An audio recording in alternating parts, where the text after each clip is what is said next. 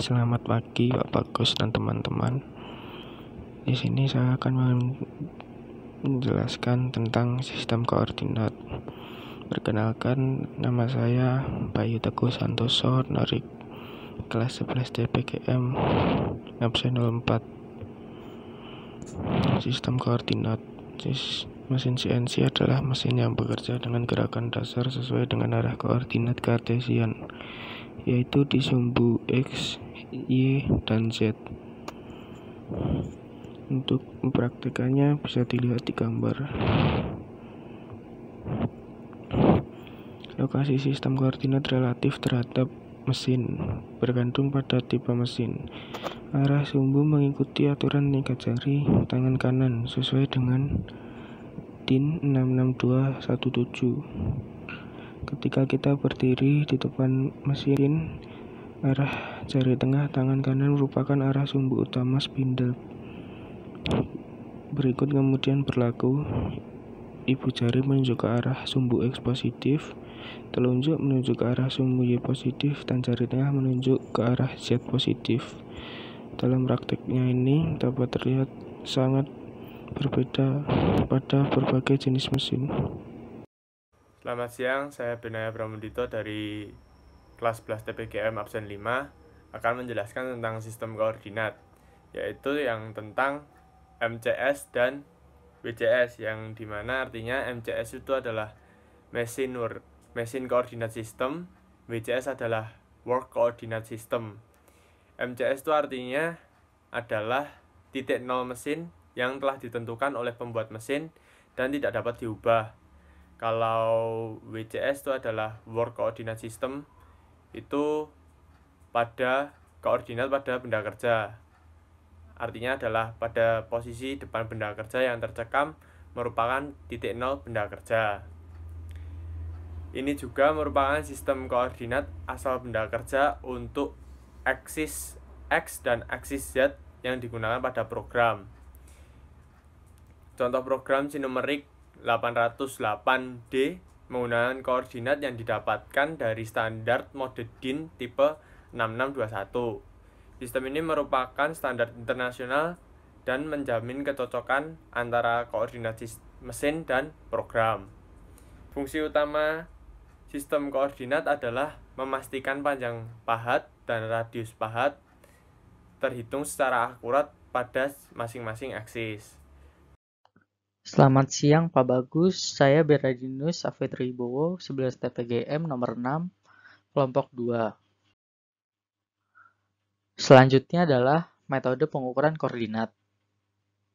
Dalam metode pengukuran koordinat terdapat dua jenis metode pengukuran koordinat yang dapat menjelaskan pergerakan sumbu mesin dalam arah sumbu X, Y, dan Z.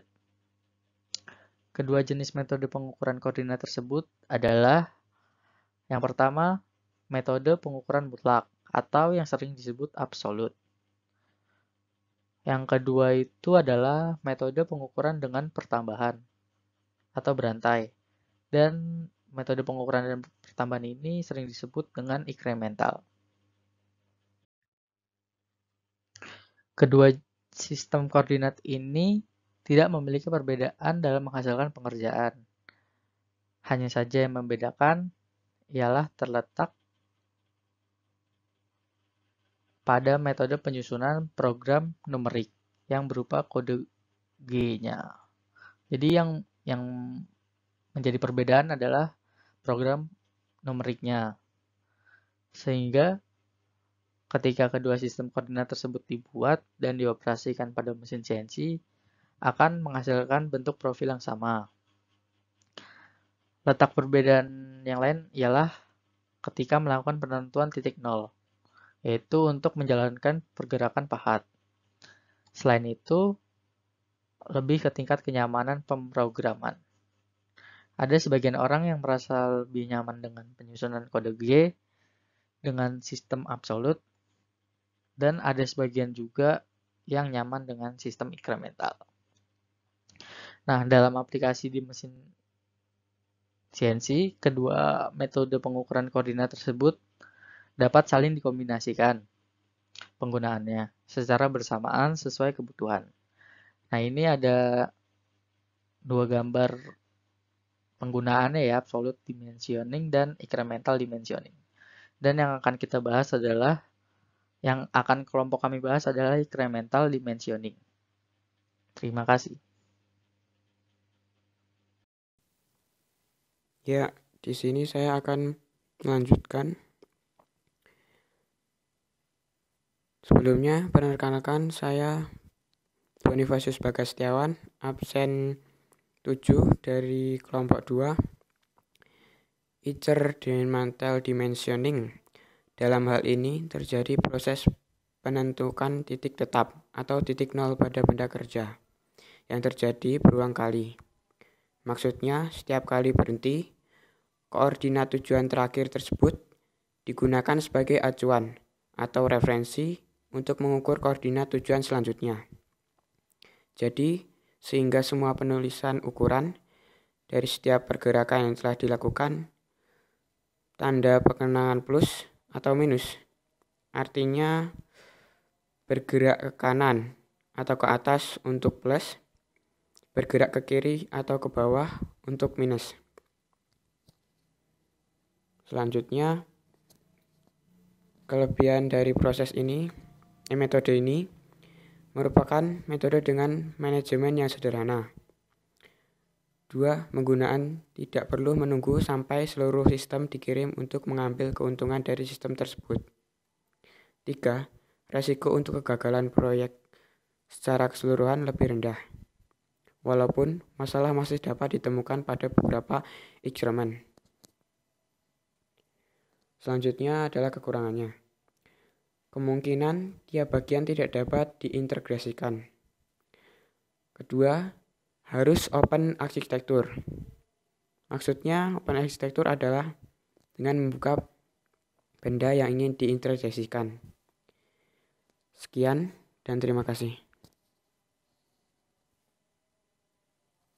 Ya, jadi selamat pagi Pak Bagus. Perkenalkan, nama saya Karsio Prastyo dari 11 TPGM nomor absen 8. Di sini saya akan menjelaskan tentang pengertian dari metode pengukuran dengan pertambahan atau incremental dimensioning. Incremental dimensioning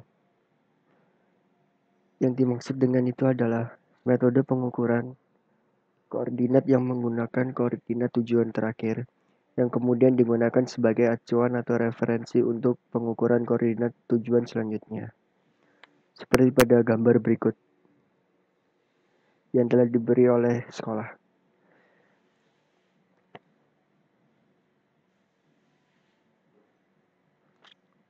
Dan dalam arti seperti titik potong yang berada pada B di X,